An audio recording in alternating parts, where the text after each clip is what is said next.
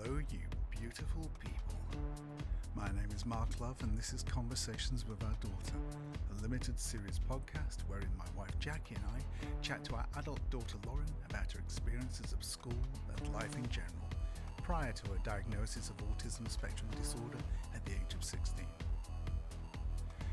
Now, we love words and we're not easily offended, so you might find some of the language or humour questionable, in which case, thank you for listening and toodaloo.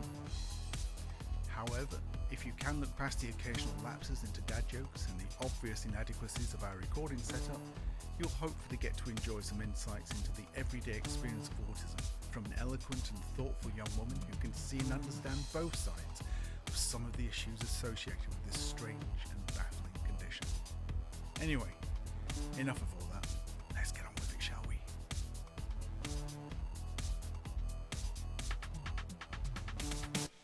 It's funny because when you come from a hug, it's very difficult for me to think of them as hugs, because what you actually want me to do is kind of put my forearms against your shoulders and squeeze you pretty hard. I would say painfully. I mean, your mum would turn around and punch me if I did that to her, and justifiably so, but that's kind of how you want to be held, isn't it? I think it's quite common because with autistic people, because someone I've made friends with at my work, she needs to be touched with pressure, doesn't like to be touched lightly, and I think one of her children is similar.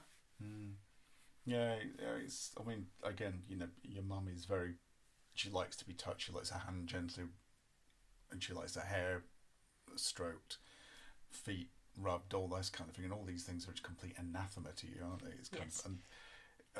Occasionally you come up to me to have your hand squeezed, and I'm squeezing almost as hard as I can, so I can almost feel the bones moving around underneath the thing, and you're still saying harder, and I'm thinking, no, I'm going to break your hand.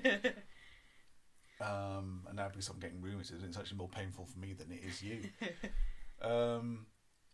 But it's really hard to get your head around that. It's only because we saw, I can't remember her name, but the professor, is it Garrison?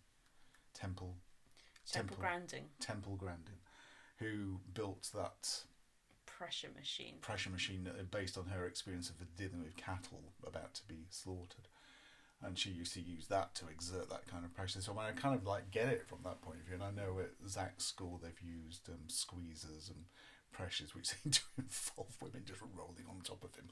But, and exercises and things like that. Yeah. It's amazing. They can't hold his hand walking around the park, because that's wrong, but they're allowed to squeeze him and roll over him. Which seems mad, doesn't it? Do not understand this world. It is full of mad inconsistencies, but there we go. Which you'd think that might be confusing to certain boys. Yeah, can you imagine me going down to mum? Intelligence. Yeah, imagine me going down to your mum saying, I'm going to have two women rolling over on top of me. That's okay, isn't it? Because it's therapeutic. I don't think she's going to see it that way, is she? I don't think she's going to see that at all.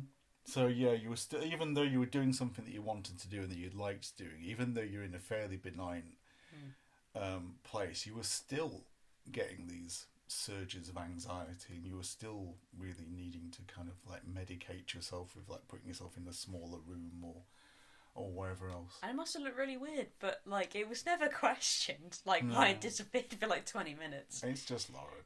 Yeah, I think it just had become that. Yeah. Now, again, you were kind of masking, for want of a better word, at college, but you really were not masking at home. Well, that's what masking does. It makes, obviously we should explain it's when autistic people suppress their autistic traits to fit in with society and expectations in certain situations. So I was doing that, if you mask in a certain situation, it will work while you're there, but it will be so exhausting and difficult by the time you get home and you're in a safe environment, that will totally fall away. Yeah. But let's interpret that from our point of view, is you arrive like the beast from hell, pissed off with everything and everybody, and nothing we can say or do will be right at all, even if we are helping you. It'd be, here's a lovely dessert, you'll go, thank you! Kind of in an angry kind of, okay, thanks, great. And if you ask for advice, it's wrong, whatever we say. If you're talking about one of the other students who's lack of productivity is annoying you, and we try and say, well, maybe they've got, other things on their mind, that is not good and you don't want to hear that. It is a very hostile, unfriendly thing that happens, and what always happens is you push it and eventually I lose it and we get into, right, fuck off for half an hour, I don't want to listen to you for half an hour because you need to calm down. I haven't found any other way of being able to alleviate that pressure cooker personally. It seems to be you just need to be somewhere else, and eventually you'll come to in monotone. Sorry, I shouted. I don't like having to say sorry. No, I had. It's not that I don't mean it. I just don't like having to say it. No, but before that we would have had obviously the half-hour break. But previous to that, it could be like an hour and a half, 2 hours of you just being really aggressively pushy, desperately trying to push every single button we've got, overstepping every kind of mark, and then claiming that you're not angry or upset about anything and nothing's bothering you. Even though, we were just peacefully living in Hobbit land, and then Sauron turned up. Oh, I can see how it seemed like that. But if you imagine, like, I was all day, like 9 to 4:30, like holding in a lot of my personality. Yeah, and then you basically turn up with 2 assault rifles and just start blasting at the people who've made a meal for you, who've kept the house tidy. It's a really weird thing to take. And it's not as if we can just roll our eyes and look at you, oh, Lauren's just being Lauren, because you just keep pushing it and you get more and more aggressive and more personal until eventually either mum, or generally me first, because you'll have a go at mum and mum doesn't crack as much as I do, but I get pissed off because you're having a go at mum. The only thing that gets out of it, is the cat usually. I mean, to be fair, it is like a loss of like behavioural control, because I'm not like that the rest of the time. No, you're not, and it's baffling because all of the stuff that bothers you or has bothered you during the day we didn't do. None of it is our fault, but we absolutely get both barrels of both guns repeatedly, and it just keeps coming and it just keeps coming and coming until generally I have to say, right, fuck off, because I've had enough now and you're really pissing me off. And you come down and we generally have what you might call a hug, and I would call tantamount to abuse, but there we go. And you'll calm down and you'll be fine for the rest of the night. But oh my God, it gets repetitive. And it's hard to take because, we do try. I don't choose to go into that. No, but it is an odd thing. Right reason I'm talking about this and reason why I'm not really pulling my punches with Lauren, who at those times is a complete dick, is because other people must be getting that and really wondering if they've done something wrong. And, I know we haven't. It's not that we're faultless in everything, and usually I'll own up if I think I've done something, but we haven't. We just haven't. We weren't there. We didn't do any of the things you're annoyed about. Well, it's more of the frustration at like being in a situation like college, like not being able to communicate what you needed to, or things going wrong there, and then it's just the frustration that is left over by the time you get home, so it just gets directed at you because you're there. Yeah, and unfortunately for me, it is like that kind of post-trauma thing for me, because I had a girlfriend who was an alcoholic, and she would do pretty much exactly the same thing. And she would just blast, accusing me of things I had never even thought of doing. And there was no way of sorting it out, and she was just using that as an excuse to then go and rush off to the shop and get 2 bottles of vodka and drink one of them straight down in front of me. So it was, it's not, I don't like it. I especially don't like it if you start having a go at mum, because she does put an awful lot of time and effort into helping you with your college work, whereas I don't care.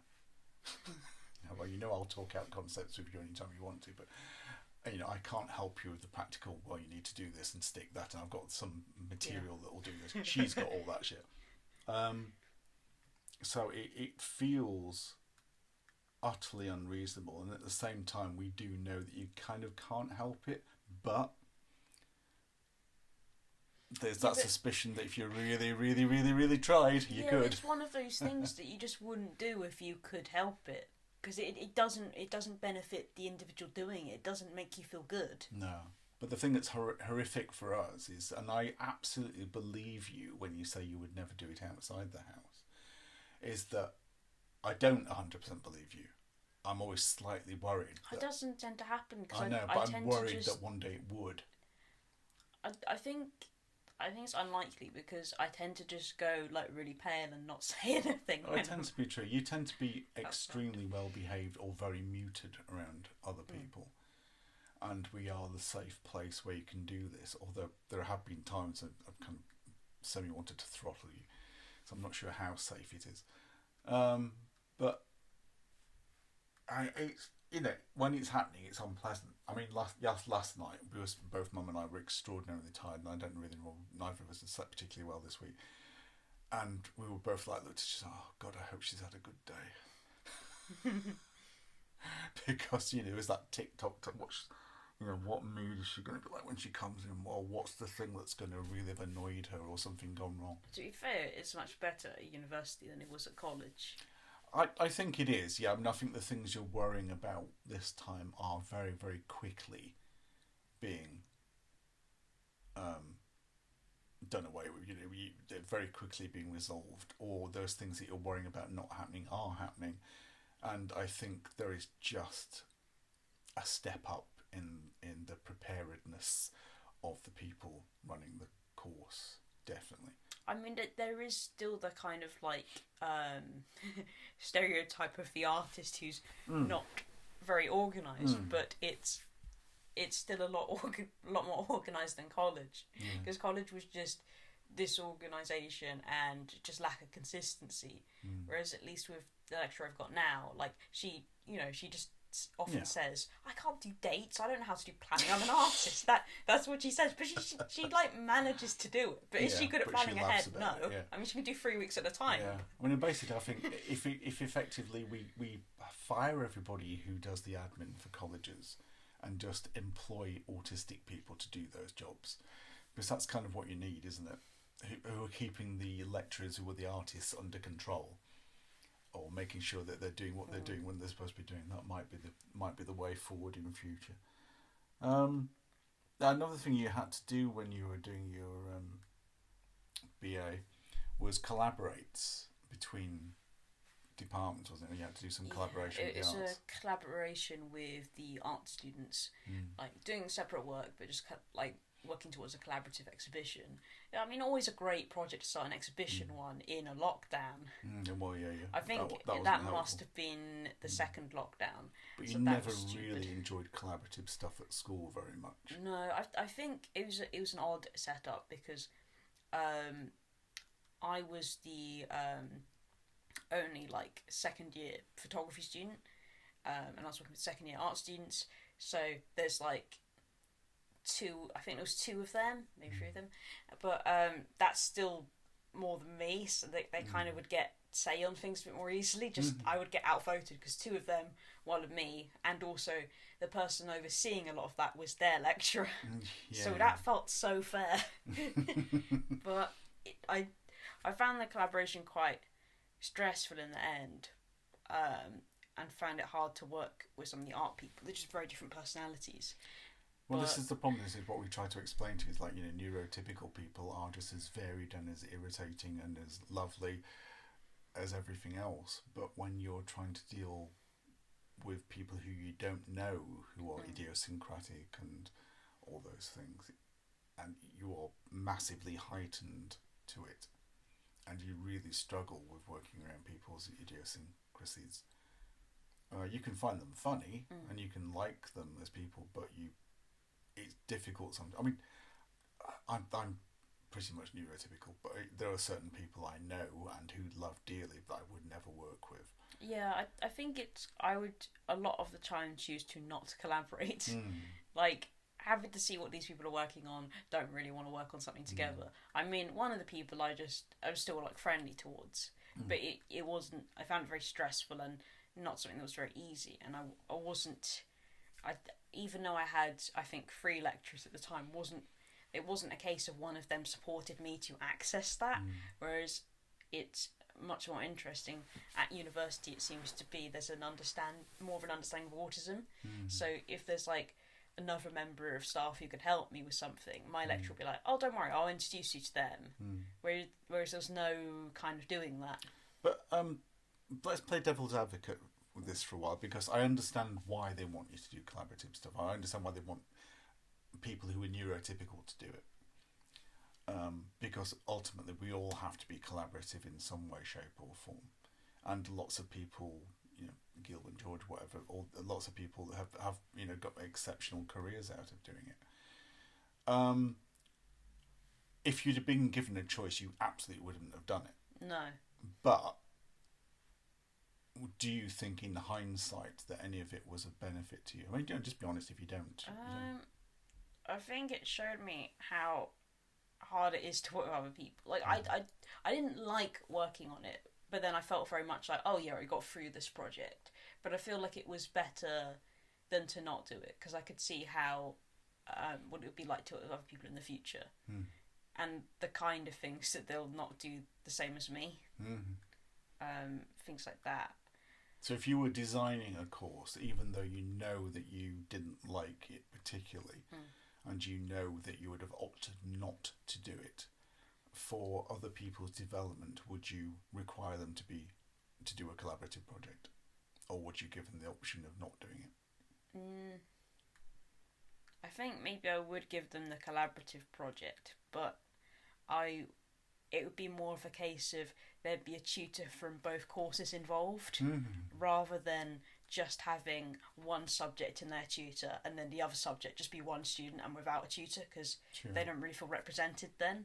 I think I would just to be more organised and kind of made it very much more like, oh well, you'll meet these people and then both tutors will be there, and I just like do it in a more organised way, rather than try and get people to like meet each other and introduce properly, rather than just pushing a bunch of people together that don't necessarily have anything in common.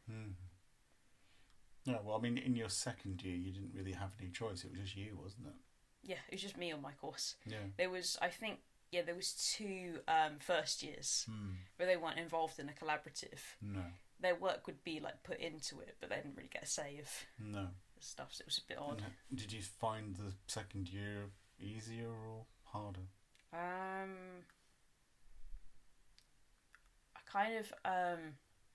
I don't think I had like that many technical units in the second year, so I didn't have like technical lighting of portraiture and products and stuff like that, which I didn't massively like. But there were some elements of that I did like, and I was glad I got to learn the lighting. But in the second year I had photojournalism and conceptual art, and I would say that those were worse units than having to do technical lighting units, because photojournalism is just boring. Like, it's interesting as a subject, but if you're someone creative and likes fine art photography, doing photojournalism photography is boring.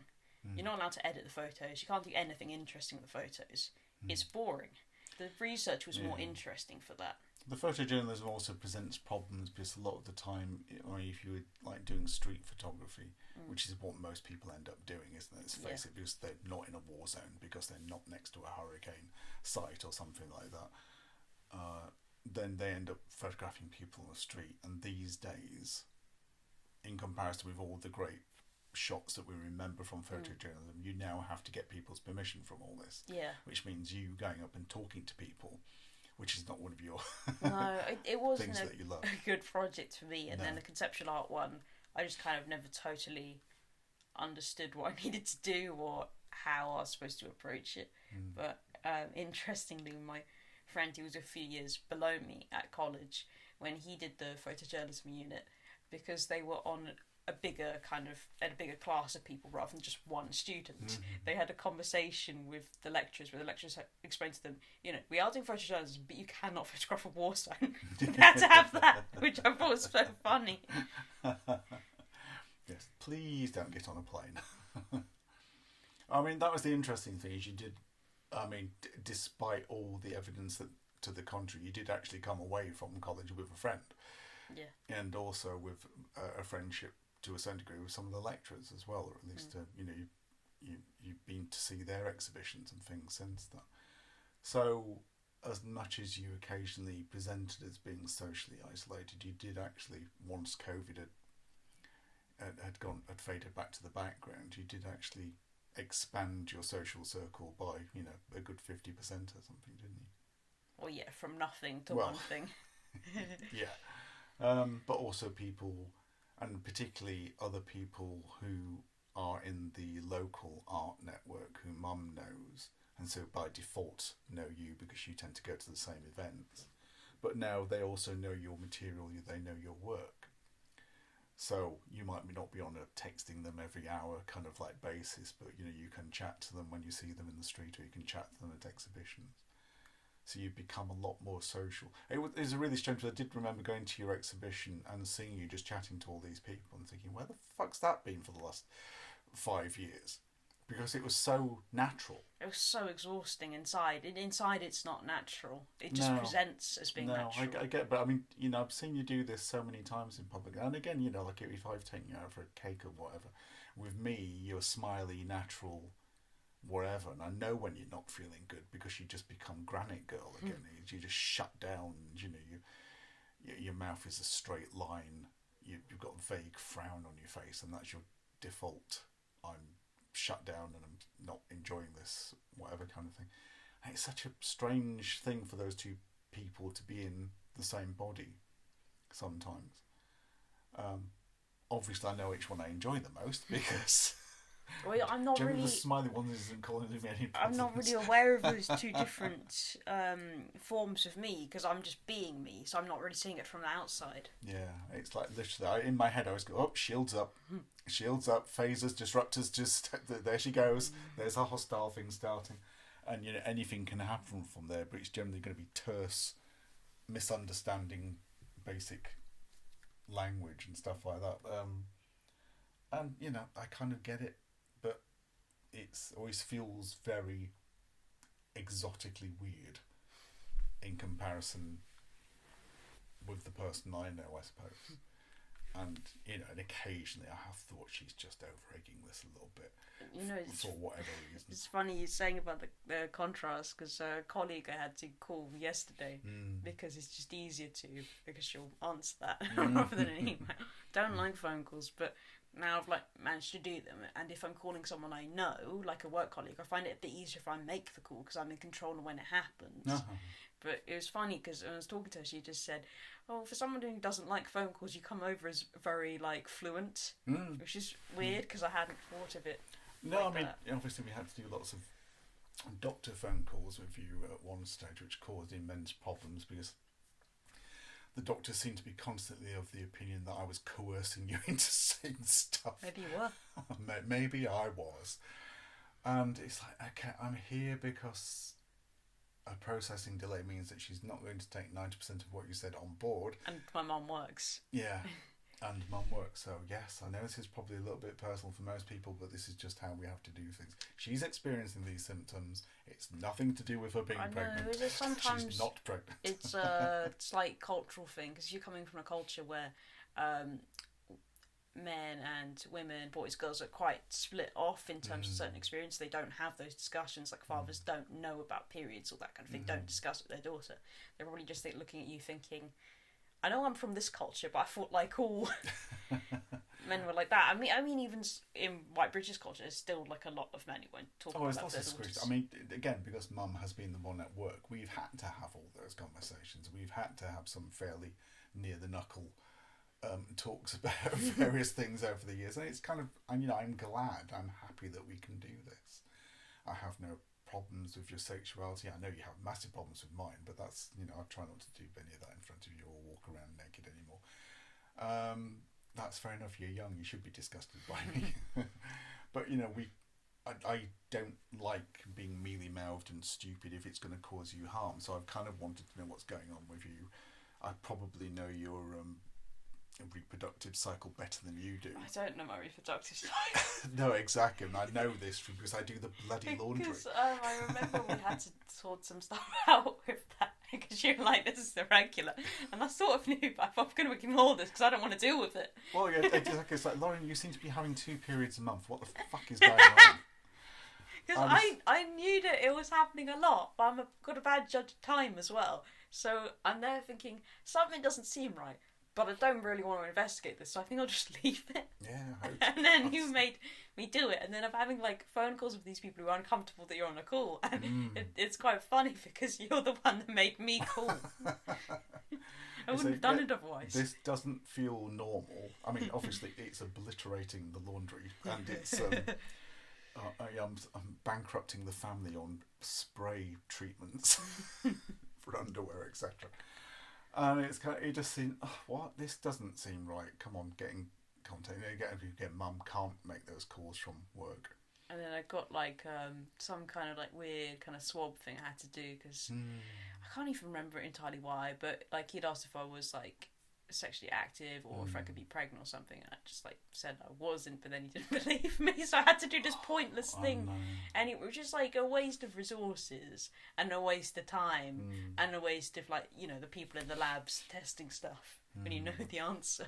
He just didn't believe me. Yeah, I wonder what's going on in their heads. You know, all the time after introduce me, I'm, you know, Lauren's dad, and we need to talk about this together so I can remember what she won't remember.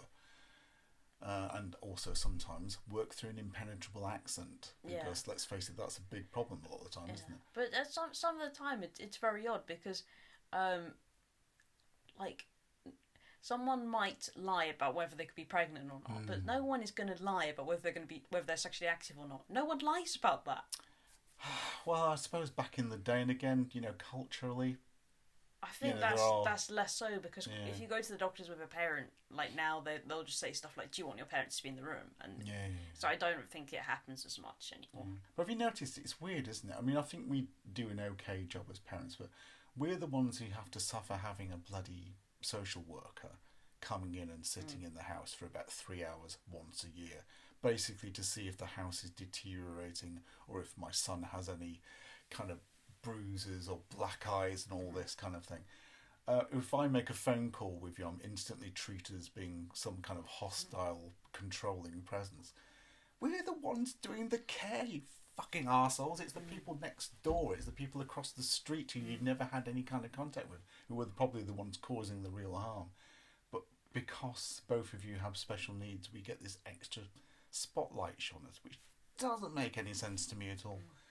And it's very, very frustrating. And yes, it's one of the few things I get slightly offended by. It's like, I have kids that need special, so I'm more likely to abuse them. Is that the case? I think generally, if a father's like helping a daughter on like a phone call to a doctor, like she's probably got some kind of need. Like, don't get me wrong, there's always going to be the father who's like controlling, but I don't think there's that many like fathers that would. No, I mean, I've known women in the past who had fathers like this. I mean, very, very controlling. But it's kind of, you know, I know I'm not that person, so I find it annoying at best. I understand they're probably trying to do it for your benefit, but come on. I just hate people thinking that sort of stuff. But, yeah, I mean, luckily it doesn't happen that often these days, and you have become a lot more confident about doing that stuff yourself these days. But the whole thyroid thing, because you have an underactive thyroid and you now have to have lifetime medication, pretty much came because I said your periods are not right, didn't it? Pretty much, yeah. Pretty much. A lot of testing. Yeah, after a lot of testing. So it's kind of, testing. Yes, hey, isn't it good that Dad was involved? Yeah, it's not one of those conditions. I mean, no condition is like good if you leave it untreated, but that one's really a bad one to leave untreated. Exactly. So I'm glad I got involved, and basically, all you suspicious arseholes, fuck you. But yeah. So you were talking about things like phone calls and things. I mean, we're probably going to wrap it up in a minute. But one of the things where autism and the way you present has been a problem is, and leading on from COVID, has been things like Teams calls and FaceTime, all these things, because you do have the resting face of someone who is either not listening, a bit thick, or a little bit hostile. Oh, I get a thought of as thick on a weekly basis. You constantly get asked if you're all right. I mean, even your own family do this to you. I don't like it. Like, I don't know why I'm asked if I'm all right so many times, and then I'd like think it must be something to do with my face. I don't know what my face is doing though. Well, it's kind of slightly empty and I kind of emotionally battered looking. So it's quite similar to like when you come out of a film and it's been loud, and you know, when you are not in the mood or when you're slightly worried about things, you do look like you're on the verge of distress. So of course it's a natural human thing to do, to ask you if you're all right, but really you're just in your neutral look. I mean, even people I work with who are neurotypical and used to autistic people will ask me. Yeah. And it's like a weird thing because obviously, you know, half of you wants, because the easy thing to do from a neurotypical thing is even if you're not feeling it, you put a smile on your face, or you try to. You know, it's like, I really wasn't in the mood to do this today, but you know, I managed to do it. I'm fine. I've had a difficult week, listeners, a difficult week, but you don't want to hear about that. Anyway, but so that's what we do. We try and put a positive spin on it, and we're trying to do this. But now again, obviously, because we are more learned about this, we don't want people to mask if they don't want to mask. No, but if you think about it, like from my perspective, nothing has made me smile yet. Like, you know, either I've not wanted to talk to this person, or the conversation hasn't really happened yet. Yeah. And they haven't made me laugh or smile.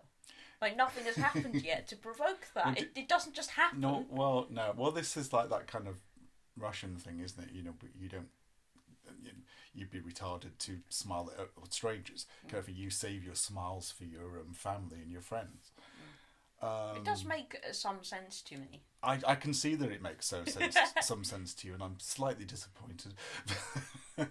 and I kind of like get it, but you know, when I used to live in London, and everybody's in a bad mood all the time in London, especially on the Underground. But it's amazing how much you could change someone just by smiling at them. I don't mean in a weird way, or offering them a seat. Like yesterday, there was a guy at the chemist, and I just kind of opened the door for him so he could take in loads and loads of boxes. Oh, you're a diamond, mate, you're a diamond. And he's going, yeah, I'm probably the first person who's done that for you all day, aren't I? Every other time you've had to try and go in backwards, dropping your boxes and all over the shop. But it's just tiny little things make the difference. But when you're kind of autistic, you don't tend to anticipate those things, or you don't care. No, it's a smile. A smile happens because it is provoked. Like... otherwise, it just happens if I see someone that I get along with and I want to talk to them, and then I'm happy. Yeah, so from my point of view, it's a key. It helps unlock people. It's a very quick kind of bonding thing with someone who you don't want to have a conversation with, but who you still feel favourably to. It's so useful on so many different levels. But with you, it has to be you reacting to something. Yeah. It's not going to happen otherwise. Okay. So basically, everybody who goes on a Teams call must have a joke readily prepared to tell Lauren. Well, it will just be someone I get along with. Yeah. And then I'll say something in the conversation sometimes that I find funny, and then I'll like laugh or smile. But I'm not going to if I don't know the person. It's just not going to happen unless they make me laugh. But you'd be very, very grateful if people stopped asking you if you were all right. It's too much. But out of interest, if you weren't all right and you did want to make contact with someone and say, I'm really not doing very well, what would you do? Well, it depends what the situation was, because I don't really know. Like, other than you and Mum, if I was not all right, I probably wouldn't tell anybody. Unless it was like I was having a problem filling out some particular form or something, and you're in a kind of situation where that kind of thing can just be sorted out. You just ask someone. But if it's more like an emotional thing, then I just wouldn't tell anybody. So there's probably lots of people walking around doing the same as you, who might actually need some extra attention. Probably. I mean, I just wouldn't tell someone else because I just don't see why. Okay. Like, how are they possibly going to make it better, and why do they need to know? And it's not their business. I think we're going to call a halt to it there. Thank you very much for your kind attention. And now, in the words of the great philosophers, fuck off and be nice to somebody. Bye-bye. Okay then, thank you very much for listening. A very special thank you to Leona Fensom and Terry Lee for their technical